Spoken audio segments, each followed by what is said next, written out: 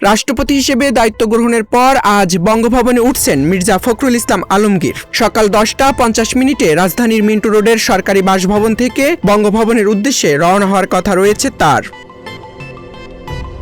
রাষ্ট্রপতির কার্যালয় সূত্রে জানা গেছে, বঙ্গভবনের 2 নম্বর গেটে পৌঁছানোর পর পুলিশের একটি সুসজ্জিত দল রাষ্ট্রপতিকে গার্ড অব অনার মঞ্চে নিয়ে যাবেন, যেখানে প্রেসিডেন্ট গার্ড রেজিমেন্টের একটি চৌকুশ দল তাকে গার্ড অব অনার প্রদান করবেন।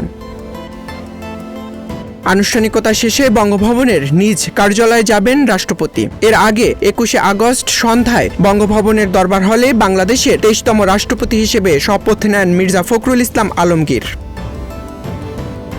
জাতীয় সংসদের ভারপ্রাপ্ত স্পিকার কায়সার কামাল তাকে শপথ বাক্য পাঠ করান। এর মধ্য দিয়েই রাষ্ট্রপতি হিসেবে দায়িত্ব গ্রহণ আনুষ্ঠানিকভাবে সম্পূর্ণ হয়।